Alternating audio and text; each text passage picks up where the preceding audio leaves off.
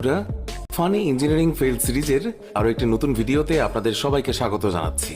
আমাদের এই পার্টটিও গত পার্টের মতোই অনেক মজার হতে যাচ্ছে, কেননা এই পার্টে আমরা গত পার্ট থেকেও আরো বেশি মজার মিস্ত্রিদের কর্মকাণ্ড নিয়ে হাজির হয়েছি, যা দেখার পর আপনি নিজের হাসি কন্ট্রোল করতেই পারবেন না। তো চলুন আর কথা না বাড়িয়ে ভিডিওটি শুরু করা যাক। বাহ, কি অসাধারণ সিঁড়ি বানিয়েছে এই মিস্ত্রি। সত্যি এই মিস্ত্রিকে পুরস্কৃত করা উচিত। আপনি বলুন, এই 2-4টি সিঁড়ি বেয়ে মানুষ শেষমেশ কোথায় যাবে? সিঁড়ি যেহেতু বানিয়েছে, তাহলে সেটি সম্পূর্ণ কমপ্লিট করা উচিত ছিল নাকি? এটা তো অবশ্যই ছাদে যেতে পারত। কেউ আমাকে একটু জানাবেন যে এই সিঁড়ি কোন মহাশয় বানিয়েছে? আরে এটা কি? কমন সেন্স নামে একটা জিনিস আছে, মিনিমাম একটা সৌন্দর্য অবশ্যই থাকা উচিত। এই সিঁড়ি দেখে মনে হচ্ছে সিঁড়ি নির্মাণ করার সময় মিস্ত্রি নিশ্চিত মদ্যপ অবস্থায় ছিল, যার ফলে এমন উল্টোপাল্টা সিঁড়ি বানিয়েছে। একেই বলে আসল মদ্যপ মিস্ত্রি।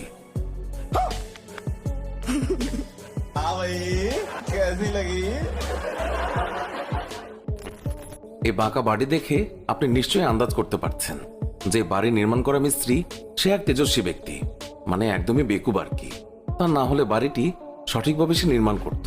অনেকেরই সারা বছরের ইনকামের টাকা খরচ হয়ে যায় একটি বাড়ি বানাতে, কিন্তু অনলাইন সব মিস্ত্রিদের আর কি করার আছে? তারা তো মজা করতেই আসে। কেউ এদেরকে কাজ থেকে সরান এবং কমেডি সার্কাসে পাঠিয়ে দিন, তাহলে এরা অনেক টাকা পাবে। कौन है ये लोग? कहां से आते हैं ये? বাড়িতে কনস্ট্রাকশন কাজ চলাকালীন সময় বাড়ির মালিকের উচিত কাজের প্রতি নজর রাখা। তা না হলে আজকালকার টুপিবাজ মিস্ত্রিরা সুযোগ বুঝে কনস্ট্রাকশন কাজে ব্যবহৃত ম্যাটেরিয়ালে ভেজাল মিশিয়ে দেয় এবং দুর্বল বাড়ি নির্মাণ করে। এখানে এই বাড়ির রুফটপ দেখুন, যা এতটাই দুর্বল যে একটি ছোট বানর এটাকে নাড়াচ্ছে, সেটাও হাত দিয়ে। যদি ভুল করে ভূমিকম্প হয় তাহলে নিশ্চিত এই বাড়িটি অবশ্যই ভেঙে পড়বে।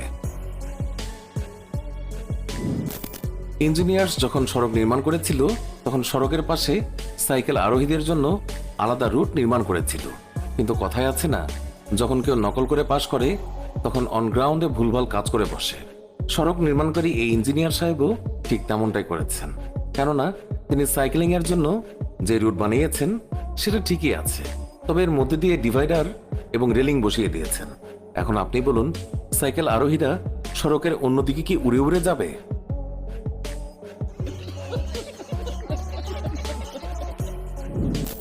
এমনটাই হয় যখন কনস্ট্রাকশন কাজের দায়ভার নকল করে পাশ করা ইঞ্জিনিয়ারকে দেয়া হয়। একটু দেখুন তো, কি অসাধারণ ফুটওভার ব্রিজ নির্মাণ করেছে। এখানে সিঁড়ি তো ঠিকই আছে, কিন্তু সিঁড়ি বেয়ে উপরে ওঠার পর কেউ ব্রিজে উঠতে পারবে না।